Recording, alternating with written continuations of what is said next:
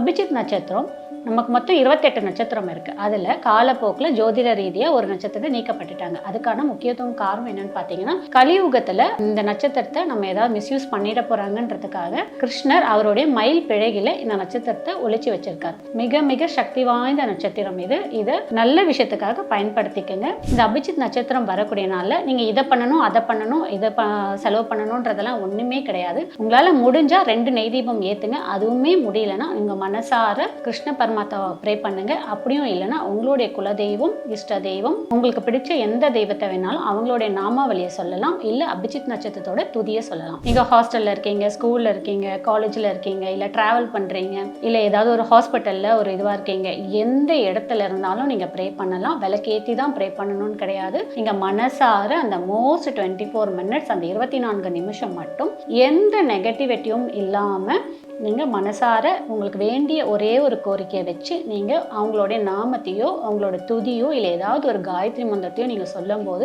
கண்டிப்பாக அந்த விஷயம் நடக்கும். அபிஜித் நட்சத்திரம் வரக்கூடிய நாளில் நான் சொல்லக்கூடிய ஒரு கோவிலில் ஸ்பெஷலாக பூஜையும் நடக்குது. அந்த கோவிலில் அபிஜித் நட்சத்திரம்னே ஒரு போர்டே வச்சுருப்பாங்க. அந்த கோவிலுக்கு அபிஜித் நட்சத்திரம் வரக்கூடிய நாளில் அந்த கோவிலில் போய் நம்ம வேண்டுதல் வைக்கும் போதோ, நம்ம அந்த கோவிலுக்கு போயிட்டு வரும்போதோ நம்மளுடைய ஜாதகத்தில் இருக்கக்கூடிய அனைத்து தோஷங்களும் விலகுவதாக அந்த கோவிலில் சொல்கிறாங்க. இந்த கோவில் எங்கே இருக்குன்னு பார்த்தீங்கன்னா,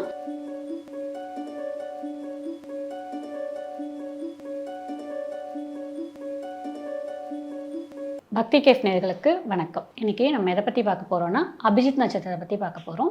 வெற்றியை தரக்கூடிய, நம்ம கேட்டது அனைத்துமே தரக்கூடிய மிகவும் சக்தி வாய்ந்த மோஸ்ட் பவர்ஃபுல் 24 மினிட்ஸ். நான் பல மாதமாக சொல்லிகிட்ருக்கேன், பல மாதன்றதை பல வருடங்களாக சொல்லிகிட்ருக்கேன் இந்த அபிஜித் நட்சத்திரத்தை பற்றி. அபிஜித் நட்சத்திரம் நம்ம எப்படி பார்ப்போம் அப்படின்னா, உத்திராட நட்சத்திரத்தை 2ஆம் கடைசி பாதமும் திருவோணம் நட்சத்திரத்தோட முதல் பாதமும் இணைந்து வரக்கூடிய அந்த ரகசியமாக இருக்கக்கூடிய இடம் தான் அபிஜித் நட்சத்திரம் சொல்லுவாங்க. அபிஜித் நட்சத்திரம் நமக்கு மொத்தம் 28 நட்சத்திரம் இருக்குது. அதில் காலப்போக்கில் ஜோதிட ரீதியாக ஒரு நட்சத்திரத்தை நீக்கப்பட்டுட்டாங்க. அதுக்கான முக்கியத்துவம் காரணம் என்னன்னு பார்த்தீங்கன்னா, கலியுகத்தில் இந்த நட்சத்திரத்தை நம்ம ஏதாவது மிஸ்யூஸ் பண்ணிட போகிறாங்கன்றதுக்காக கிருஷ்ணர் அவருடைய மயில் பிழைகளை இந்த நட்சத்திரத்தை ஒழிச்சு வச்சிருக்காரு. மிக மிக சக்தி வாய்ந்த நட்சத்திரம் இது. இதை நல்ல விஷயத்துக்காக பயன்படுத்திக்கங்க. மிகவும் மோஸ்ட் பவர்ஃபுல் 24 மினிட்ஸ். இந்த மாதம் ஜூன் மாதம் எப்போ வருதுன்னு பார்த்தீங்கன்னா, ஜூன் 14ஆம் தேதி சனிக்கிழமை, வைகாசி மாதம் 31ஆம் நாள், அதாவது கடைசி. இந்த வைகாசி மாதம் மட்டும் 2 வாட்டி நமக்கு அபிஜித் நட்சத்திரம் வந்திருக்கு. இது கடைசியா வரக்கூடிய அபிஜித் நட்சத்திரம். சனிக்கிழமை மிட் நைட் வருது, அதாவது 12:10 இருந்து 12:34 வரைக்கும் இருக்கு. நான் எப்பவும் சொல்றது பிளஸ் ஆர் மைனஸ் 5 நிமிஷம் முன்னாடி போட்டுக்கோங்க, 5 நிமிஷம் பின்னாடி போட்டுக்கோங்க. அதாவது 12:10னா 12:05க்கே நீங்க ப்ரேயர் பண்ண ஸ்டார்ட் பண்ணிடுங்க. 12:34னா 12:40 வரைக்குமே எடுத்துக்கோங்க, பிளஸ் ஆர் மைனஸ். இந்த அபிஜித் நட்சத்திரம் வரக்கூடிய நாளில் நீங்க இதை பண்ணணும், அதை பண்ணணும், இதை செலவு பண்ணணும்ன்றதெல்லாம் ஒண்ணுமே கிடையாது. உங்களால முடிஞ்சா 2 நெய் தீபம் ஏத்துங்க. அதுவுமே முடியலன்னா உங்க மனசார கிருஷ்ண பரமாத்மாவை ப்ரே பண்ணுங்க. அப்படியும் இல்லைன்னா உங்களுடைய குலதெய்வம், இஷ்ட தெய்வம், உங்களுக்கு பிடிச்ச எந்த தெய்வத்தை வேணாலும் அவங்களுடைய நாமாவளியை சொல்லலாம். இல்லை அபிஜித் நட்சத்திரத்தோட துதியை சொல்லலாம். இதை நீங்க சொல்லும் போது உங்களுடைய நியாயமான கோரிக்கை ஒரே ஒரு வேண்டுதல் மட்டும் வைங்க. நீங்க எந்த இடத்துல இருந்தாலும் சொல்லலாம். நீங்க ஹாஸ்டல்ல இருக்கீங்க, ஸ்கூல்ல இருக்கீங்க, காலேஜ்ல இருக்கீங்க, இல்லை டிராவல் பண்றீங்க, இல்லை ஏதாவது ஒரு ஹாஸ்பிட்டல்ல ஒரு இதுவா இருக்கீங்க, எந்த இடத்துல இருந்தாலும் நீங்க ப்ரே பண்ணலாம். விளக்கேற்றி தான் ப்ரே பண்ணணும்னு கிடையாது. நீங்க மனசார அந்த மோஸ்ட் 24 மினிட்ஸ், அந்த 24 நிமிஷம் மட்டும் எந்த நெகட்டிவிட்டியும் இல்லாம நீங்க மனசார உங்களுக்கு வேண்டிய ஒரே ஒரு கோரிக்கையை வச்சு நீங்க அவங்களுடைய நாமத்தையோ அவங்களோட துதியோ இல்லை ஏதாவது ஒரு காயத்ரி மந்திரத்தையோ நீங்க சொல்லும் போது கண்டிப்பா அந்த விஷயம் நடக்கும். இது ரொம்ப சக்தி வாய்ந்த அபிஜித் நட்சத்திரம். இந்த அபிஜித் நட்சத்திரம் சில பேர் இல்லைன்ற மாதிரி சொல்றாங்க. அதுக்கு நான் ஒரு உதாரணமா ஒரு விஷயத்த சொல்றேன். என்னன்னு பார்த்தீங்கன்னா, அபிஜித் நட்சத்திரம் வரக்கூடிய நாள்ல நான் சொல்லக்கூடிய ஒரு கோவில்ல ஸ்பெஷலாக பூஜையும் நடக்குது. அந்த கோவிலில் அபிஜித் நட்சத்திரம்னே ஒரு போர்டே வச்சுருப்பாங்க. அந்த கோவிலுக்கு அபிஜித் நட்சத்திரம் வரக்கூடிய நாளில் அந்த கோவிலில் போய் நம்ம வேண்டுதல் வைக்கும் போதோ, நம்ம அந்த கோவிலுக்கு போயிட்டு வரும்போதோ நம்மளுடைய ஜாதகத்தில் இருக்கக்கூடிய அனைத்து தோஷங்களும் விலகுவதாக அந்த கோவிலில் சொல்கிறாங்க. இந்த கோவில் எங்கே இருக்குன்னு பார்த்தீங்கன்னா, கும்பகோணம் டு திருவாரூர் போகக்கூடிய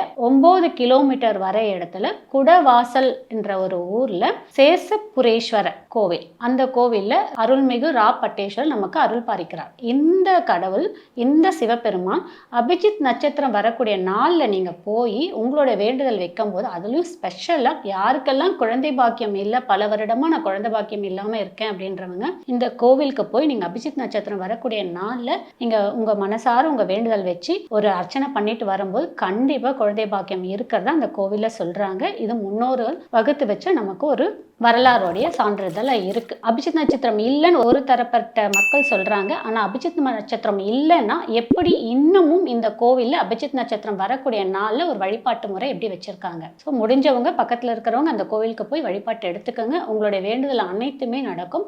இந்த மோஸ்ட் பவர்ஃபுல் 24 மினிட்ஸ் இந்த மாதம் ஜூன் மாதம், திரும்ப நான் சொல்றேன், ஜூன் மாதம் 14ஆம் தேதி சனிக்கிழமை மிட்நைட் 12:10 12:34 வரைக்கும் நமக்கு இருக்கு. மிட்நைட்டு சனிக்கிழமையா இருக்கிறதுனால கண்டிப்பா முடிஞ்சவங்க இதை பயன்படுத்திக்கங்க, யூஸ் பண்ணிக்கங்க. ஒரே ஒரு நியாயமான வேண்டுதல் வைங்க. நம்மளோட புண்ணிய சக்திக்கு ஏத்தாப்போல் அது கண்டிப்பா சீக்கிரமா எளிதில் நடக்கும். அதே மாதிரி இந்த பரிகாரம் அந்த மாதிரி எல்லாம் போகாதீங்க. ரொம்ப சிம்பிளா விளக்கேற்றி வச்சு ப்ரே பண்ணுங்க. முடியலன்னா அது கூட வேண்டாம், ஒரு இடத்துல எங்கேயாவது ஓரமா போய் உட்காந்துட்டு ஸ்ட்ரெயிட்டா உட்காந்துட்டு நீங்க அந்த நாமாவளியோ இல்ல உங்களுடைய காயத்ரி மந்திரமோ இல்ல உங்களுக்கு பிடிச்ச கடவுளை பத்தி நீங்க சொல்லும் போது கண்டிப்பா நீங்க வேண்டியது அனைத்துமே நடக்கும். கிருஷ்ண பரமாத்மா நிறைவேற்றி கொடுப்பாரு. இந்த சேஷபுரீஸ்வரர் கோவில் பத்தி சொன்னேன் பாத்தீங்களா, அந்த கோவில நிறைய நமக்கு ஸ்பெஷல் இருக்கு. என்னன்னு பாத்தீங்கன்னா, அந்த கோவில்ல இருக்கக்கூடிய சிவபெருமான் ராபட்டேஸ்வரன் சொல்லியிருக்காரு. என்னன்னா, ராகு கேதுவால் ஏற்படக்கூடிய அனைத்து வித தோஷங்களையும் போக்கக்கூடிய தன்மை நமக்கு இருக்கு. அதே மாதிரி இந்த கோவில்ல யாருக்கெல்லாம் ஜாதகத்துல சனி பகவானும் செவ்வாய் பகவானும் இணைந்து இருந்தாலோ இல்ல செவ்வாய் பகவான் சனி பகவானை 4ஆம் பார்வையா பார்த்தாலோ இல்ல சனி பகவான் செவ்வாய் பகவானை 3ஆம் பார்வையா பார்த்தாலோ ஏகப்பட்ட இன்னல்கள், இடையூறுகள் நம்ம வாழ்க்கையில கண்டிப்பா வந்தே தீரும். இந்த இடையூறுகள்ன்றதை விட நான் அவங்களுக்கு ஹெல்த் ரீதியா, அதாவது உடல் ரீதியா நிறைய தொந்தரவு கொடுக்கும். அவங்க எல்லாருமே இந்த கோவிலுக்கு வாழ்க்கையில ஒரு முறையாவது போயிட்டு வரும்போது, அவங்களோட ஜென்ம நட்சத்திரம் அன்னைக்கு போயிட்டு வரும்போது, அதுவும் ஜென்ம நட்சத்திரம் இல்லைன்னா அபிஜித் நட்சத்திரம் வரக்கூடிய நாளில் கூட நீங்க போயிட்டு வரும்போது நமக்கு நல்ல ஒரு முன்னேற்றம் கிடைக்கும். ஏன் நான் சனி பகவானையும் செவ்வாய் பகவானையும் சொல்றேன் அப்படின்னா, முருகப்பெருமான் அங்க சத்ரு சம்ஹாரரா இருக்காரு. அவருக்கு எதிர்க்கவே நமக்கு கால பைரவர் இருக்காரு. கால பைரவர் இருக்கும்போது எதிர்க்க பார்க்கும்போது சனி பகவானும் செவ்வாய் பகவான் எதிர்க்க பார்க்கும்போது தான் நமக்கு ஏற்படக்கூடிய வாழ்க்கையில நடக்கக்கூடிய அனைத்து இன்னல்களும் இருக்கும். இந்த கோவில அந்த ஸ்பெஷல் இருக்கு.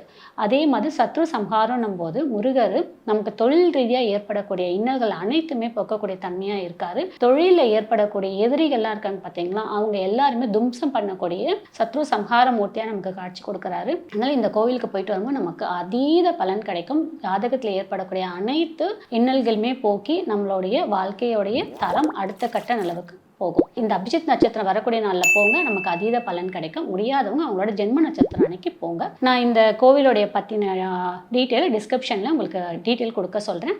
அந்த ஐயரோடைய ஃபோன் நம்பரும் உங்களுக்கு கொடுக்க சொல்ல, அர்ச்சகர் இருக்காங்களா அவங்களுடைய ஃபோன் நம்பரும் கொடுக்க சொல்கிறேன். வாய்ப்பு இருக்கவங்க பயன்படுத்திக்கங்க.